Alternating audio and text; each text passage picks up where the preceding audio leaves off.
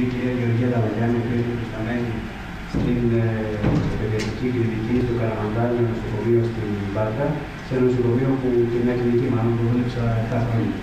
Να δούμε πώς την έχετε πάει σήμερα, κυρία Βλαγιά. Λοιπόν, αξιότιμο Προεδρείο, αγαπητοί συνάδελφοι, είναι δύσκολη ώρα, το ξέρω. Πιστεύω με τις εικόνες που προβάλλεις να είμαστε πιο χαρούμενοι. Είναι δύσκολο και το θέμα. Επικοινωνία του νοσηλευτή, μ' ακούτε, με την χρόνια και σοβαρή αρρώστια. Η πρώτη επαφή του παιδιού με το χώρο του νοσοκομείου είναι πάντα μια οδυνηρή εμπειρία για το παιδί κάθε ηλικίας. Μια πηγή στρες τόσο για το ίδιο όσο και για τους γονείς του. Μια κατάσταση κρίση για την οικογένεια. Υπάρχουν αιτίες που προκαλούν αγωνία και τρόμο στο παιδί. Είναι το άγχος της αρρώστιας, ο περιορισμός της κινητικότητας από την καμπύλα στο κρεβάτι, περιορισμοί στη διατροφή, διαγνωστικές διαδικασίες, διακοπή του συνηθισμένου τρόπου ζωής, η απομάκρυνση του παιδιού από το σχολείο, η διακοπή επικοινωνίας με τους φίλους, η ανασφάλεια που δημιουργεί η ίδια η ασθένεια και οι παράγοντες που την προκάλεσαν, η αβεβαιότητα για τη συνέχεια και τη τελική έκβαση. Οι επιπτώσεις της νοσοκομειακής φροντίδας στο ψυχισμό του παιδιού εξαρτώνται από την επίδραση πολλών παραγόντων. Είναι ατομικοί παράγοντες που αφορούν τα χαρακτηριστικά του παιδιού όπως η ηλικία, το στάδιο νοητικής εξέλιξης, προσωπικότητά του, η ικανότητα αντιμετώπισης και προσαρμογής στις τρεχόμενες συνθήκες και προηγούμενες εμπειρίες με αρρώστιες. Είναι διαπροσωπικοί και περιβαλλοντικοί παράγοντες που περιλαμβάνουν τη στάση και τις αντιδράσεις των γονιών, συγγενών, του ιατρονοσηλευτικού προσωπικού και του ευρύτερου κοινωνικού περίγυρου απέναντι στο άρρωστο παιδί, καθώς και παράγοντες που σχετίζονται με τις συνθήκες νοσηλείας και τις σχέσεις του παιδιού με άλλα συνεργόμενα παιδιά. Είναι παράγοντες που σχετίζονται με την αρρώστια, όπως η φύση της αρρώστιας, η σοβαρότητά της, η χρονιότητά της, οι επιπτώσεις που έχει στην εξωτερική εμφάνιση του παιδιού και τις απαιτήσεις που επιβάλλει η θεραπεία της. Σε πολλές χώρες υπάρχουν ειδικές διατάξεις που αφορούν τα νοσηλεία του παιδιού στα νοσοκομεία. Η νοσηλεία των παιδιών πρέπει να γίνεται σε παιδιατρικά νοσοκομεία ή τμήματα με το κατάλληλο εκπαιδευμένο προσωπικό για να ανταποκριθεί στις βιοψυχοκοινωνικές ανάγκες του παιδιού. Οι γονείς πρέπει να έχουν την ελευθερία να επισκέπτονται το παιδί τους όποτε το επιθυμούν και να παραμένουν στο νοσοκομείο μαζί του εάν το θέλουν. Το νοσοκομείο πρέπει να διαθέτει εκπαιδευτικές και ψυχολογικές δραστηριότητες. Προϋποθέσεις που διευκολύνουν την προσαρμογή του παιδιού στο νοσοκομειακό περιβάλλον. Οι προϋποθέσεις αυτές είναι η προετοιμασία του παιδιού για νοσηλεία και η πληροφόρησή του σε θέματα που αφορούν την αρρώστια και τη θεραπεία του. Η συναισθηματική στήριξη του νοσηλευόμενου παιδιού, η δυνατότητα ενεργού συμμετοχής του παιδιού στην αποκατάσταση της υγείας του. Την ψυχολογική επεξεργασία των εμπειριών που το παιδί βιώνει κατά τη διάρκεια της παραμονής του στο νοσοκομείο.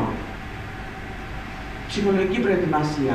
Οι αρχές που διέπουν την προετοιμασία για τις νοσοκομειακές διαδικασίες περιλαμβάνουν τον καθορισμό των λεπτομεριών της διαδικασίας που εκτελείται, ανασκόπηση του επίπεδου αντίληψης των γονιών και του παιδιού, σχεδιασμό της πραγματικής διδασκαλίας με βάση την αναπτυξιακή ηλικία και το επίπεδο γνώσεων του παιδιού, συμμετοχή των γονιών στη διαδικασία αν το επιθυμούν, ειδικά εάν αυτοί σχεδιάζουν να συμμετάσχουν στη φροντίδα.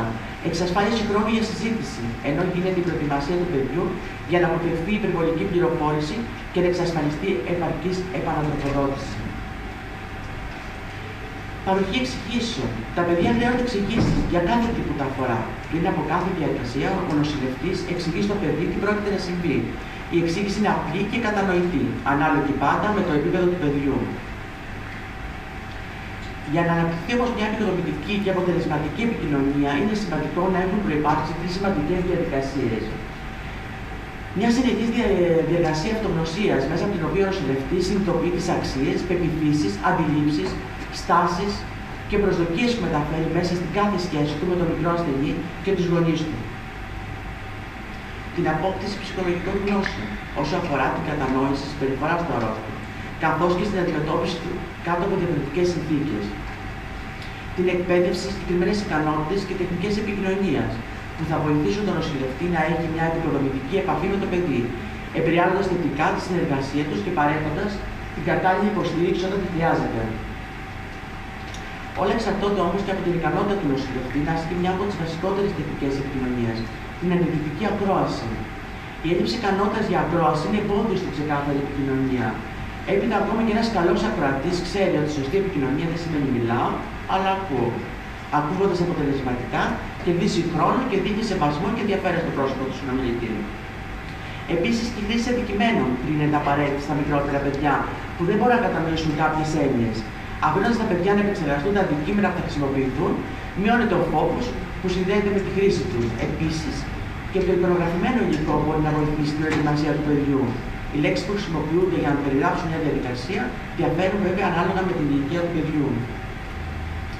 Επίσης, ο νοσοκομιστής θα πρέπει να γνωρίζει. Πρέπει να γίνεται συγκεκριμένων μέσω δηλαδή μιας διαδικασίας, να τονίζει ότι δεν θα πειραχτεί κανένα άλλο μέρος του σώματός του. Να χρησιμοποιεί κατάλληλες λέξεις, όπως είπαμε, ανάλογα με την ηλικία, να αποφεύγει λέξεις με ειδική έννοια, γιατί μπορεί να δημιουργήσει σύγχυση στο παιδί.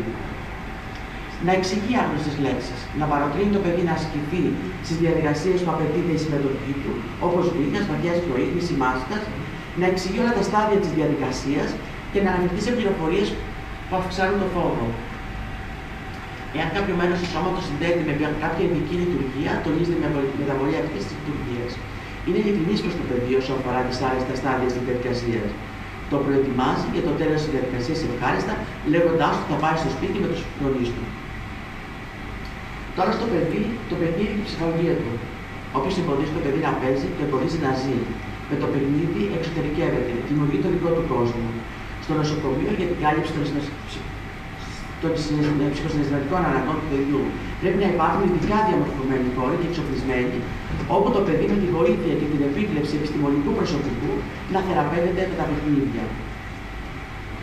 Βασικός λόγος της παιδιοθεραπείας είναι να διαφυλαχθεί στο ακέραιο ψυχική ισορροπία του παιδιού, προκειμένου να συνεργαστεί με το ιατρικό και νοσηλευτικό προσωπικό για θεραπεία της ασθένειάς του. Το παιδί παίζοντας κάνει θεραπευτικές κινήσεις και εξασκεί τους μυς, προσελκύει το ενδιαφέρον του και αποφεύγει το κεντρισμό του. Όταν τέλος το παιδί προσαρμοστεί στο περιβάλλον του νοσοκομείου, το θεωρεί γνώριμο, δικό του, νιώθει ευχαριστημένο, συνεργάζεται και συμμετέχει στη θεραπευτική αγωγή του.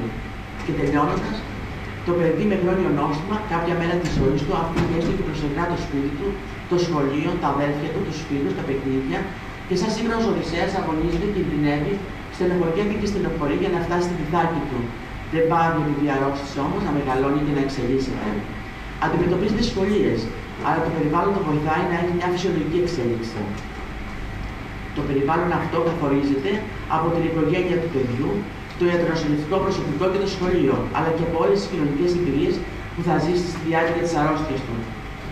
Σε αυτό το περιβάλλον, ισότιμη συνεργασία γιατρών, νοσηλευτών, ψυχολόγων και κοινωνικών λειτουργών αποτελεί την απαραίτητη προϋπόθεση για μια σωστή και υπεύθυνη αντιμετώπιση του παιδιού και της οικογένειας. Ευχαριστώ πολύ.